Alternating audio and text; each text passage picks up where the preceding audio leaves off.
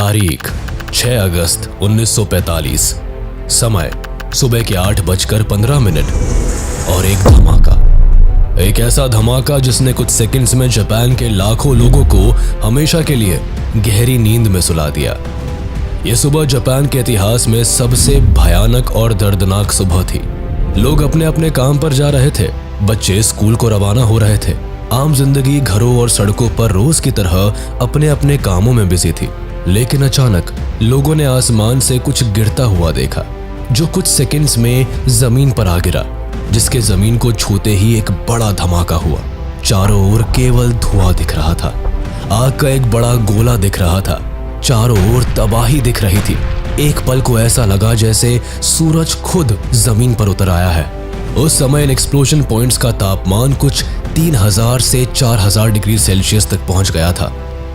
इसके बाद अगस्त 9, 1945 को 11:02 पर आसमान से दूसरी तबाही जापान की धरती पर आ गिरी, जिसके बाद जापान ने सेकेंड वर्ल्ड वॉर में अपने हथियार डाल दिए और सेकेंड वर्ल्ड वॉर का अंत हुआ। इस तरह दुनिया ने पहली बार एटॉमिक बॉम्ब की तबाही और दूसरे विश्व युद्ध के भयानक अंत को देखा था।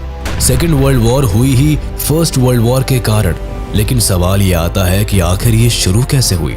आखिर इतिहास में इतनी बड़ी जंग एक बार फिर क्यों लड़ी गई? हिटलर को ही क्यों सेकेंड वर्ल्ड वॉर का जिम्मेदार माना जाता है? क्यों हिटलर के नाजिज्म ने वर्ल्ड वॉर 2 जैसी जंग को जन्म दिया? और आखिर कैसे दुनिया में शांति बनाए रखने के लिए बनाए गए लीग ऑफ नेशंस को बुरी तरह फेल होते देखा गया? वर्ल्ड वॉर 2, जिसे हम ग्लोबल वॉर के नाम से भी जानते हैं, इस वॉर को काफी बड़े लेवल पर लड़ा गया, जिसमें सभी बड़ी पावर्स ने पार्टिसिपेट किया। इस वॉर में दुनिया 2 भागों में बटा हुआ पाया गया, एकदम वर्ल्ड वॉर 1 की तरह। बस वहां एलाइज और सेंट्रल पावर्स के बीच जंग थी और यहाँ एलाइज और एक्सिस पावर्स के बीच। इस जंग को टोटल वॉर का भी नाम दिया गया, जिसका रीजन वॉर में मेनली सिविलियंस का इन्वॉल्वमेंट था। यानी इस वॉर से पहले सिविलियंस को जंग का पार्ट नहीं बनाया जाता था, लेकिन यहाँ सिविलियंस को भी नहीं बख्शा गया। इस वॉर में सिविलियंस ने भी अपने देश का साथ देने के लिए जो बन पड़ा किया, जिस कारण सभी देश कॉमनर्स को भी जंग का हिस्सा मानने लगे। आर्मीज ने लोगों के घरों, हॉस्पिटल्स, शेल्टर्स और पब्लिक प्लेसेस पर भी बमबारी की, जिससे आर्मी की मदद करने वाले लोगों का भी खात्मा हो सके। इस वॉर में सभी देशों ने अपने हर रिसोर्स को दूसरे के खिलाफ इस्तेमाल किया था, जिससे देश की economy, industries, scientific capabilities, air force और आर्मी खास तौर पर आते हैं। इस जंग की शुरुआत तारीख को लेकर भी एक डिबेट रही है। कुछ लोगों का कहना है कि वॉर सितंबर 1, 1939 को शुरू हुई, लेकिन कुछ लोग इसकी शुरुआत 1937 के सीनो जापानीज वॉर को ही मानते हैं। इसका अंत एटॉमिक बॉम्ब अटैक के साथ अगस्त 1945 को हुआ, जब जापान ने सरेंडर कर दिया। सेकेंड वर्ल्ड वॉर में करीब 60 से लेकर 80 मिलियन लोगों ने अपनी जान गंवा दी, जिसमें 50 मिलियन लोग सिविलियंस थे और 25 मिलियन सोल्जर्स। दुनिया में इसके बाद और इससे पहले इतने बड़े नंबर्स में कभी इतने लोगों की जान नहीं गई थी, जिस वजह से इस वॉर को deadliest conflict in human history कहा जाता है। वर्ल्ड वॉर 2 में दुनिया 2 गुटों में बट गई थी, जिसे अलायंसेस के नाम से जानते हैं। पहली पावर का नाम था एलाइज पावर, जिसमें UK, France, USA, USSR, China, Poland, Yugoslavia और ग्रीस आते थे। दूसरी थी एक्सिस पावर, जिसमें नाजी जर्मनी, इटली और जापान आते थे। वैसे आपको बता दें कि इटली फर्स्ट वर्ल्ड वॉर में एलाइज पावर के साथ था, लेकिन कुछ चीज़ों को लेकर मनमुटाव के कारण इटली ने अपना पाला बदल लिया और एक्सिस पावर का हाथ थाम लिया। वर्ल्ड वॉर 2 स्टार्ट होने का सबसे बड़ा रीजन वर्ल्ड वॉर 1 का एंड रिजल्ट था, जिसने पूरे जर्मनी के लोगों में एक बदले की भावना जगा दी। वर्ल्ड वॉर 1 से पहले जर्मनी अच्छे लेवल पर डेवलपमेंट कर रहा था, जिससे इसकी इकोनॉमी भी काफी स्ट्रांग थी। जर्मनी एक पावरफुल और स्ट्रांग नेशन था, इतना कि वॉर के बारे में जानकर भी जर्मनी बिल्कुल नर्वस नहीं हुआ। इसका एक कारण यह भी था कि जर्मनी अपनी आर्म्ड फोर्सेस पर भर भर के पैसा लगाता और उन्हें बड़ा और स्ट्रांग करता जाता। जर्मनी फर्स्ट वर्ल्ड वॉर को लड़ने से पहले ही अपनी जीत को लेकर कॉन्फिडेंट था, लेकिन वर्ल्ड वॉर 1 में एलाइज पावर ने सेंट्रल पावर्स को बुरी तरह हरा दिया। सेंट्रल पावर्स में कॉमनली जर्मनी, ऑस्ट्रो हंगरी और ओटोमन एम्पायर आते थे, जिसमें जर्मनी के साथ सबसे बुरा बर्ताव किया गया। जीते हुए देशों ने हारने वाले देशों को कहीं का नहीं छोड़ा। यूके, फ्रांस और रशिया ने हारने वाले देशों के टुकड़े कर दिए और उन्हें आपस में बांट लिया। 1918 के एंड तक जर्मनी केवल एक हारा हुआ टुकड़ों में बटा देश था, जिसके पास एलाइज देशों की डिमांड्स मानने के अलावा और कोई चारा नहीं था। वॉर ने जर्मनी की इकोनॉमी को डिस्ट्रॉय कर दिया, यहाँ के लोगों को बर्बाद कर दिया और उन्हें अलग अलग देशों का हिस्सा बना दिया गया। वॉर के बाद जर्मनी में पॉलिटिकल, सोशल और इकोनॉमिकल चेंजेस आए। जर्मनी के लोगों में एक डिफरेंस देखने को मिला। यहाँ रिच और पुअर में एक ह्यूज गैप आ गया था, जिससे सोशल अनरेस्ट बढ़ता चला गया। बाकी अनएम्प्लॉयमेंट और कई डिजीजेस भी देखी गई। कई लोग तो केवल स्टारवेशन और बीमारियों के चलते ही मारे गए। जर्मनी के पास अपना देश चलाने के लिए ना तो सरकार थी ना ही पैसा, जिसके कारण ये देश डूबता चला गया। इस देश के रिसोर्सेज भी ऑलमोस्ट फ्रांस और बाकी देशों ने बांट लिए थे। जीते हुए देशों ने जर्मनी के साथ तरह तरह की ट्रीटी साइन की थी, जिसमें इतने कड़े नियम थे जो किसी भी देश को बर्बाद कर सकते थे। वॉर के बाद जर्मनी से सब छीन गया, उसके लोग, उसका स्टेटस, उसकी आर्मी, उसकी पहचान। वर्ल्ड वॉर 1 के एंड में जब जर्मनी हार गया तो एलाइज कंट्रीज ने जर्मनी के साथ ट्रीटी ऑफ वर्साय साइन की, जिसमें काफी हार्श और ह्यूमिलिएटिंग प्रोविजंस थे। ट्रीटी ऑफ वर्साय 28 जून 1919 को ऑफिशियली वॉर एंड के नाम से साइन की गई, जिसमें जीतने वाले सभी देशों ने अपनी अपनी सेफ्टी और सिक्योरिटी के लिए डिमांड्स रखी। लेकिन इन सब में फ्रांस ने सबसे हार्श डिमांड्स रखी। वो इसलिए क्योंकि अगर आप यूरोप के मैप पर नजर डालेंगे तो देखेंगे कि फ्रांस और जर्मनी का बॉर्डर आपस में जुड़ा हुआ है, जिस कारण फ्रांस आने वाले फ्यूचर में कोई भी रिस्क नहीं लेना चाहता था। इसके लिए फ्रांस ने सबसे पहले treaty of reparations, demilitarization of the Rhineland region and the war guilt clause की डिमांड की। आपको बता दें कि राइनलैंड जर्मनी और फ्रांस के बीच का एरिया है, जो कि जर्मनी के पॉइंट ऑफ व्यू से काफी जरूरी था। लेकिन फ्रांस का कहना था कि जर्मनी कम से कम इस एरिया में अपनी आर्मी को कभी भी नहीं खड़ा करेगा, जिससे फ्रांस की सेफ्टी बनी रहे। इसके अलावा वॉर के दौरान वैसे तो हर देश का काफी नुकसान हुआ था, लेकिन फ्रांस ने सारा का सारा नुकसान जर्मनी के सिर थोप दिया। फ्रांस ने जर्मनी को वॉर गिल्ट बताया और वॉर में हुए लॉस को पे करने को कहा। जर्मनी पर उस टाइम में करीब 6.6 बिलियन पाउंड्स का पेमेंट थोपा गया था। इसके अलावा ट्रीटी में डीमिलिटराइजेशन ऑफ मिलिट्री की डिमांड भी शामिल थी। जर्मनी एक लिमिट से ज्यादा मिलिट्री नहीं रख सकता था। इन सारी डिमांड्स ने जर्मनी के लोगों में गुस्सा भर दिया। वो इस ट्रीटी के एकदम खिलाफ थे। इस ट्रीटी ने उनमें बदले की एक भावना जगा दी थी। ट्रीटी ऑफ वर्साय की डिमांड्स को मानने के अलावा वाइमार रिपब्लिक के पास और कोई चारा नहीं था। वाइमार रिपब्लिक जर्मनी की न्यू गवर्नमेंट थी, जिसने इस ट्रीटी पर साइन किया था। इस कारण से लोगों में वाइमार रिपब्लिक के खिलाफ भी एक गुस्सा था। वो कहीं ना कहीं अपनी हालत का जिम्मेदार वाइमार रिपब्लिक को भी मानने लगे थे।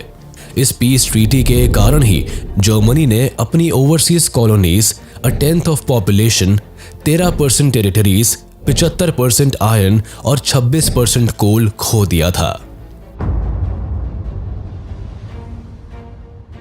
वर्ल्ड वॉर 1 के बाद लीग ऑफ नेशंस को स्टैब्लिश किया गया था, ये सोचकर कि अब फिर कभी कोई विश्व युद्ध नहीं होगा। लीग ऑफ नेशंस का काम दुनिया में पीस और हार्मनी स्टैब्लिश करना था, लेकिन ऐसा कुछ नहीं हुआ। इसके सामने ही कई देशों ने अपनी मनमानी की और लीग ऑफ नेशंस का कहा नहीं माना। इसे 1919 में एक पीस ऑर्गेनाइजेशन के नाम पर बनाया गया था। इसे बनाते समय ये बात फाइनल हुई थी कि अगर कभी किसी भी देश के बीच कोई परेशानी होगी तो वो लीग ऑफ नेशंस में शांति से बात करके उसे सुलझाएगा, न कि किसी फोर्स का इस्तेमाल करेंगे। लेकिन इसे एक फेलियर के रूप में देखा गया। कई देशों ने इसे ज्वाइन ही नहीं किया और जिन्होंने किया वो बाद में इसे छोड़कर चले गए, जिसमें जर्मनी और यूएसएसआर आते हैं। बाकी लीग के पास खुद की कोई आर्मी भी नहीं थी जिसके थ्रू ये किसी भी मिलिट्री अग्रेशन को रोक पाए। ऐसे में लीग ऑफ नेशंस का फेल होना भी आखिरी में वर्ल्ड वॉर 2 का एक बड़ा रीजन बना। वॉर के बाद जर्मनी पहले ही काफी परेशानियों और इकोनॉमिक क्राइसिस से जूझ रहा था। बाकी बची कुची कसर ट्रीटी ऑफ वर्साय और वॉर गिल्ट पेमेंट ने पूरी कर दी थी। ट्रीटी के हार्श सैंक्शंस ने वहां के लोगों को काफी बुरी हालत में पहुंचा दिया। अपने देश के लोगों की हालत देख के वहां की गवर्नमेंट ने दबाकर पैसा छपवाया, जिसने जर्मनी की हालत और खराब कर दी और महंगाई खुद पर खुद बढ़ती चली गई। खैर, एक समय तो ऐसा आया कि जर्मनी में हर इंसान के पास भर भर के पैसा था। लोग कार लोड्स और पैसे से भर भर के केवल एक ब्रेड का पैकेट खरीदने जाया करते थे। बच्चे पैसों के बंडल से खेला करते थे। जर्मनी के पैसे की वैल्यू बुरी तरह से गिरती चली गई। जर्मनी की इतनी खराब हालत देखकर अमेरिका ने जर्मनी की मदद के लिए हाथ आगे बढ़ाया और डॉस प्लान को लॉन्च किया, जिसने जर्मनी की हालत सुधारने में मदद की। 1924 से लेकर 1928 तक जर्मनी में एक स्टेबिलिटी देखने को मिली, लेकिन ये स्टेबिलिटी भी कुछ वक्त की थी। 1929 में अमेरिका का वॉल स्ट्रीट एक्सचेंज क्रैश हो गया। इस इंसिडेंट ने दुनिया में मंदी का दौर ला दिया था। इवन अमेरिका की भी अगले 3 साल तक इनकम सीधे हाफ पर पहुंच गई थी। फैक्ट्रीज बंद होने लगी थी, एक्सपोर्ट्स गिरते चले गए, फार्मर्स की हालत खराब हो गई और मार्केट में पैसा खत्म हो गया। इसके बाद अमेरिका ने जर्मनी को सपोर्ट देना भी बंद कर दिया, जिससे जर्मनी को एक साथ 2 झटके लगे। एक, यूएसए के फाइनेंशियल एड बंद होने से, दूसरा दुनिया भर में इकोनॉमिक क्राइसिस आने से। जर्मनी की हालत और बिगड़ती चली गई। 1932 तक जर्मनी का इंडस्ट्रियल प्रोडक्शन 40% तक कम हो गया, जिससे अनएम्प्लॉयमेंट छाने लगा। अनएम्प्लॉयमेंट इस कदर अपने चरम पर था कि करीब 6 मिलियन लोग उस समय जर्मनी में अनएम्प्लॉयड घूम रहे थे। लोगों ने सड़क पर नारे लगाने शुरू कर दिए।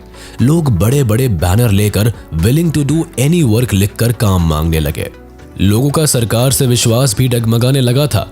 लोग सरकार के खिलाफ नारे लगाने लगे, लेकिन वाइमार रिपब्लिक के पास भी कोई सॉल्यूशन नहीं था, जिसके बाद फाइनली हिटलर इन सभी सिचुएशंस का फायदा उठाता है। वर्ल्ड वॉर 2 का जिम्मेदार हिटलर था, यह बात तो हम सभी जानते हैं, लेकिन कैसे?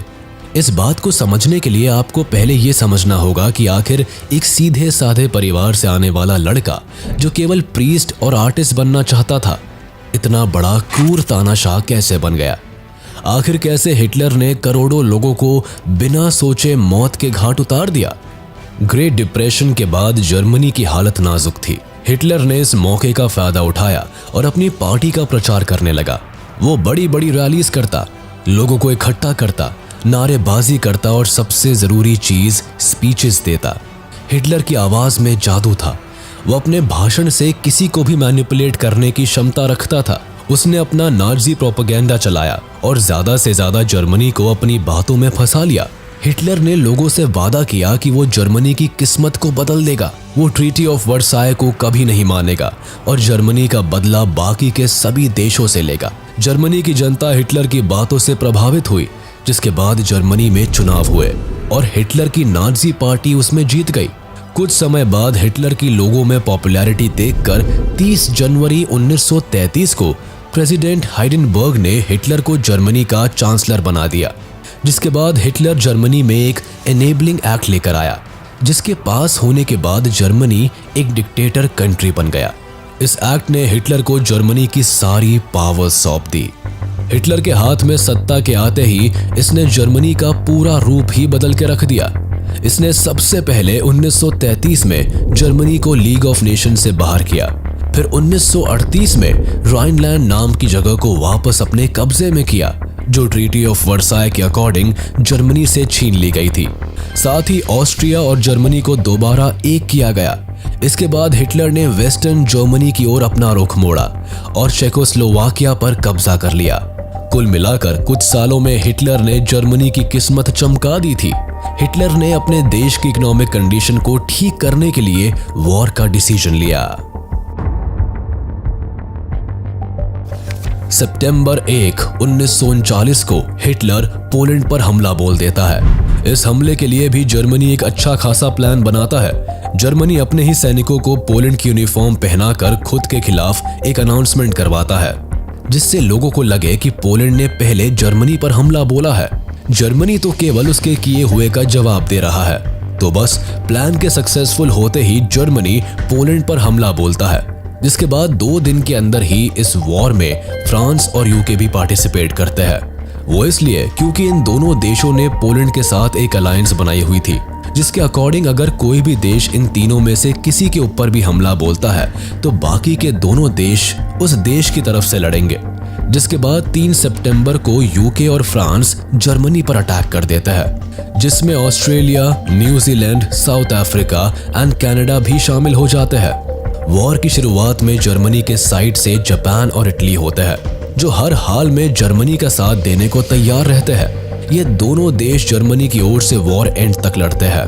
आपको बता दे कि आखिर वर्ल्ड वॉर 1 में जो इटली, यूके और फ्रांस की ओर से लड़ता है, वो इस बार अपनी साइड चेंज क्यों कर लेता है? दरअसल वर्ल्ड वॉर 1 के एंड में इटली को एलाइज पावर के द्वारा इग्नोर कर दिया जाता है। वो इटली की डिमांड्स पर भी ध्यान नहीं देते और तो और वॉर एंड में बाकी सभी देशों को भर भर के फायदा होता है, लेकिन इटली के हिस्से कुछ नहीं आता। इवन इसकी तो वॉर के कारण इकोनॉमिक कंडीशन और खराब हो जाती है। इटली इन सारी बातों से एलाइड पावर से नाराज होता है, जिस कारण से इस बार वो जर्मनी का साथ देता है। वॉर की शुरुआत में हिटलर समझदारी दिखाता है और सोवियत यूनियन के साथ हाथ मिला लेता है। वो चाहता था कि जर्मनी एंड सोवियत यूनियन एक साथ पोलैंड पर हमला करे, जिससे उसे तुरंत सरेंडर करना पड़े, जिसके बाद जर्मनी और सोवियत यूनियन उसे आपस में बांट ले। और हुआ भी कुछ ऐसा ही। दोनों देशों ने उस पर एक साथ हमला किया और जीतने के बाद उसे आपस में आधा आधा बांट लिया। ये सब देखकर फ्रांस और यूके भड़के हुए होते हैं। इस बात को समझते हुए हिटलर इन दोनों देशों को पीस का एक प्रस्ताव भी भेजता है, लेकिन ये दोनों देश उस प्रस्ताव को रिजेक्ट कर देते हैं, जिससे जंग जारी रहती है। अब एक तरफ जहां हिटलर पहले राइनलैंड, फिर ऑस्ट्रिया हंगरी, फिर चेकोस्लोवाकिया, फिर पोलैंड सभी देशों पर कब्जा करता जा रहा था, वही सोवियत यूनियन को भी ये सब नजर आ रहा था और वो भी अपनी टेरिटरी बढ़ाने के लिए जगह जगह इन्वेजन करने लगा। उसने पोलैंड का आधा हिस्सा लेने के बाद बाल्टिक नेशंस पर हमला किया, जिसमें एस्टोनिया, लाटविया और लिथुआनिया आते थे। सोवियत यूनियन इन तीनों देशों को आसानी से जीत लेता है।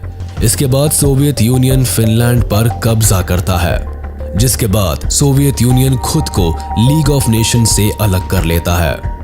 दूसरी ओर हिटलर की ज्यादा से ज्यादा टेरिटरी हासिल करने की चाह और बढ़ती जा रही थी, जिस कारण वो अप्रैल 1940 में डेनमार्क और नॉर्वे पर भी हमला बोल देता है, जिससे वो आयरन ओर के शिपमेंट्स को एलाइज पावर से बचा सके। दरअसल एलाइड पावर्स जर्मनी को रोकने के लिए हर तरह से कोशिश कर रहे थे, जिसमें स्वीडन से जर्मनी तक आयरन ओर को कट ऑफ करना भी उनका एक प्लान था। हालांकि वो इसमें सक्सेसफुल नहीं हो सके। ऊपर से डेनमार्क और नॉर्वे को भी जर्मनी जीत लेता है, लेकिन अब जर्मनी फ्रांस के लगातार इन्वॉल्वमेंट से काफी परेशान हो जाता है, जिसके बाद वो फ्रांस पर अटैक करने का प्लान बनाता है। लेकिन इस बार भी जर्मनी फ्रांस पर डायरेक्ट अटैक नहीं करता, बल्कि वर्ल्ड वॉर 1 की तरह बेल्जियम के सहारे फ्रांस पर अटैक करने का प्लान बनाता है।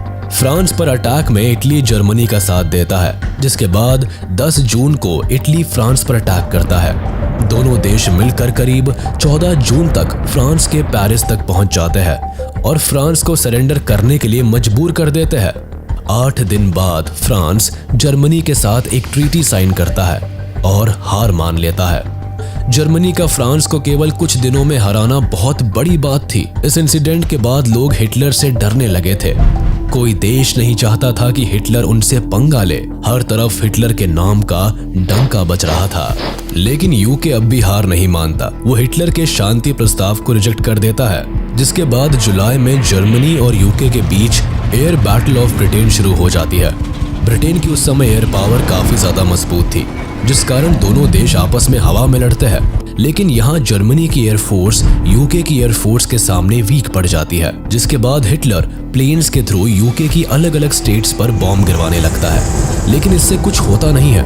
ब्रिटेन हार मानने को तैयार ही नहीं था। इसी बीच जर्मनी, इटली और जापान के ट्राइपार्टाइट पैक्ट को हंगरी, स्लोवाकिया और रोमानिया भी ज्वाइन कर लेते हैं, जिससे एक्सिस की पावर्स और ज्यादा बढ़ जाती है। जिसके बाद एक्सिस पावर्स भी हिटलर का सपोर्ट पाकर अपना दमखम दिखाने लगती है, जिससे इटली ग्रीस पर अटैक कर देता है।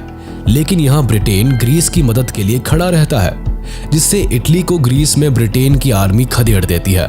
लेकिन हिटलर यहाँ इटली का साथ देने के लिए अपनी आर्मी भेजता है, जिससे दोनों देश दूसरी बार ग्रीस पर अटैक करते हैं और उसे भी जीत लेते हैं। अब ऐसे करके कुछ समय के लिए वॉर चलता जाता है। देखा जाए तो 1940 तक वर्ल्ड वॉर 2 में पूरे यूरोप में हिटलर की मदद के लिए हर कोई तैयार था, जिसके कारण हिटलर इस समय अपनी पावर के पीक पर था।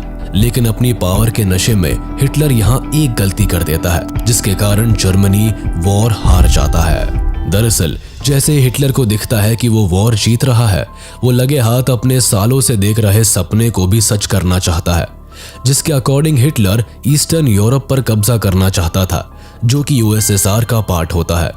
हिटलर 1941 में सोवियत यूनियन पर वॉर डिक्लेयर कर देता है, जिसके लिए ऑपरेशन बारबारोसा चलाया जाता है। इस ऑपरेशन के तहत हिटलर सबसे पहले अपने और सोवियत यूनियन के साथ की गई रिबेनट्रॉप पैक्ट को तोड़ देता है। हिटलर को लगता है कि सोवियत यूनियन को आराम से हरा देगा, हालांकि स्टार्टिंग में होता भी ऐसा ही है। जर्मन आर्मी धीरे धीरे करके सोवियत यूनियन को ईस्ट की ओर से जीत रहा होता है। वो एक एक करके सोवियत के देशों को जीतता चला जाता है, लेकिन केवल दिसंबर तक। उसके बाद सोवियत यूनियन में बहुत ही भयानक बर्फबारी होने लगी, जिसमें केवल सोवियत यूनियन ही लड़ने में सक्षम थी। बाकी किसी भी देश के लिए इतनी बर्फ में लड़ना नामुमकिन था। इसलिए ठंड का महीना आने से पहले जर्मनी सोवियत का जितना पार्ट जीत सकती थी, जीतती है। लेकिन उसके बाद सोवियत आर्मी पूरी जर्मन आर्मी को उल्टे पांव बर्लिन तक खदेड़ देती है। हिटलर वेस्ट में ब्रिटेन और ईस्ट में सोवियत यूनियन को एक साथ संभालने में नाकामयाब हो जाता है। सोवियत यूनियन की आर्मी हिटलर की सेना को मात देती है, जिससे सोवियत यूनियन का भी दुनिया में एक नया दौर देखने को मिलता है। वैसे अमेरिका अब तक वॉर से बाहर रहता है, लेकिन जापान पैसिफिक ओशन में अमेरिका के पर्ल हार्बर नाम के आइलैंड पर बॉम्बिंग कर देता है, जिसके बाद अमेरिका वॉर का पार्ट बन जाता है। ये वॉर लंबी चलती है। हिटलर को दिख रहा होता है कि अब उसका वॉर पर से कंट्रोल छूट रहा है, लेकिन वो वॉर होने तक बर्लिन में ही रहने का फैसला लेता है। जहां हिटलर को जब खबर मिलती है कि जर्मनी वॉर में हार गया है, वो खुद को और अपनी वाइफ को शूट कर देता है, जिसके बाद दुनिया के सबसे खतरनाक तानाशाह का अंत होता है। हिटलर की मौत की खबर जैसे ही न्यूज में आती है, जर्मनी सरेंडर कर देता है, लेकिन जापान अभी भी हार नहीं मानता। वो अभी भी अपनी ओर से इस वॉर को जीतने की कोशिश करता है, लेकिन इस कोशिश के जवाब में अमेरिका जापान पर न्यूक्लियर बॉम्ब दाग देती है। अमेरिका जापान की 2 जगह हिरोशिमा और नागासाकी पर एक एक करके न्यूक्लियर अटैक करता है, जिसके बाद जापान पूरी तरह से बर्बाद हो जाता है। जापान पर इस न्यूक्लियर बॉम्ब का काफी खराब असर पड़ता है, जिससे उभरने में उसे सालों लग जाते हैं। हालांकि उस न्यूक्लियर अटैक के बाद वर्ल्ड वॉर 2 भी खत्म हो जाता है। 2 सितंबर 1945 को जापान सरेंडर कर देता है। वर्ल्ड वॉर 2 से यूरोप पर काफी फर्क पड़ता है। केवल यूरोप पर ही नहीं, पूरी दुनिया ही बुरी हालत में होती है। दुनिया ने पहली बार इतनी बड़ी वॉर देखी थी। हालांकि वर्ल्ड वॉर 1 भी इससे पहले हुई थी, लेकिन न्यूक्लियर बॉम्ब ने इस वॉर को एक भयानक रूप दे दिया था। पूरी दुनिया ने पहली बार किसी न्यूक्लियर वेपन का इतना खतरनाक इस्तेमाल देखा। वो बात अलग है कि इसके बाद हर देश अपने यहाँ न्यूक्लियर वेपन्स बनाने की कोशिश करने लगे। वॉर के एंड में मिलियंस ऑफ लोग मारे गए, मिलियंस ऑफ लोग होमलेस हो गए। यूरोपियन इकोनॉमी पूरी तरह से कोलैप्स कर गई, जिसके साथ यूरोपियन इंडस्ट्रियल इंफ्रास्ट्रक्चर भी बर्बाद हो गया। इवन वॉर को जीतने वाले देश भी बुरी कंडीशन में थे। अमेरिका ने अपने लाखों सोल्जर्स खो दिए। सोवियत यूनियन भी पैसों की तंगी से जूझ रहा था। आगे चलकर इन दोनों देशों में एक कोल्ड वॉर का दौर भी देखने को मिला, जो सालों साल चला और सोवियत यूनियन के टूटने के बाद शांत हुआ। इस वॉर के बाद कॉलोनियलिज्म और इंपीरियलिज्म भी खत्म हो गया। जर्मनी और इटली में डिक्टेटरशिप भी खत्म हो गई। जर्मनी को 2 भाग में बांट दिया गया, West Germany and East Germany.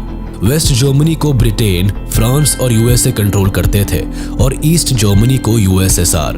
World war 2 के बाद अफ्रीका और एशिया में फ्रीडम और नेशनलिस्ट मूवमेंट्स चलने लगे, या यूं कहिए कि काफी तेज हो गए, जिसमें ब्रिटेन की कॉलोनीज इंडिया, म्यांमार और इजिप्ट, अमेरिका की कॉलोनी फिलीपींस, फ्रांस की कॉलोनी इंडो चाइना और डच की कॉलोनी इंडोनेशिया शामिल थे। इसके अलावा इकोनॉमिक क्राइसिस तो एक बड़ी प्रॉब्लम थी ही। जिसके कारण अनएम्प्लॉयमेंट काफी तेजी से बढ़ता देखा गया। इसके अलावा यूएनओ यानी यूनाइटेड नेशंस ऑर्गेनाइजेशन का जन्म हुआ। लीग ऑफ नेशंस को खत्म कर दिया गया क्योंकि वैसे भी वो किसी काम का था नहीं। हालांकि यूएन से जो उम्मीदें थी वो उस पर खरा उतरा। यूएन ने दुनिया में पीस लाने की पूरी कोशिश की।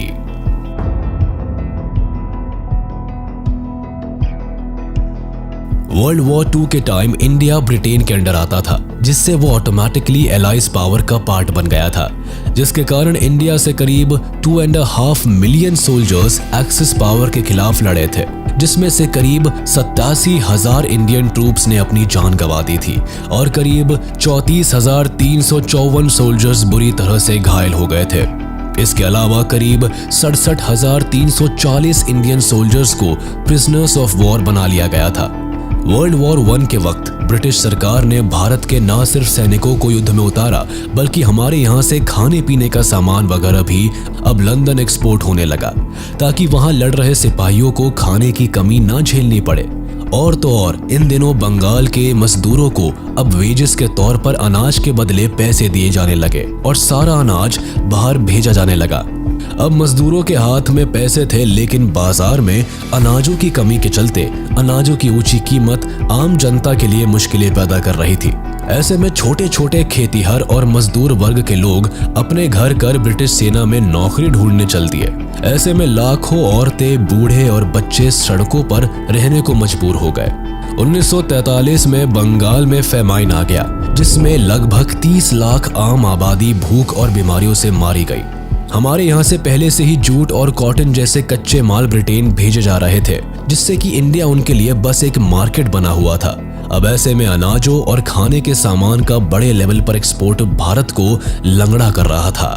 हालांकि युद्ध समाप्ति के बाद भारत में भारत छोड़ो आंदोलन अब जोरों पर था और युद्ध में हुए बर्बादी के बाद अब ब्रिटिश सरकार भी इतने बड़े लेवल पर हो रहे आंदोलन को दबाने में असमर्थ महसूस कर रही थी। तब जाके कहीं 1947 के अगस्त में भारत ब्रिटिश के चंगुल से मुक्त हुआ। हमें उम्मीद है कि वर्ल्ड वॉर 2 का ये इन्फॉर्मेटिव वीडियो आपको पसंद आया होगा। वीडियो अच्छी लगी हो तो इसे लाइक शेयर जरूर करें और चैनल को सब्सक्राइब करना ना भूलें।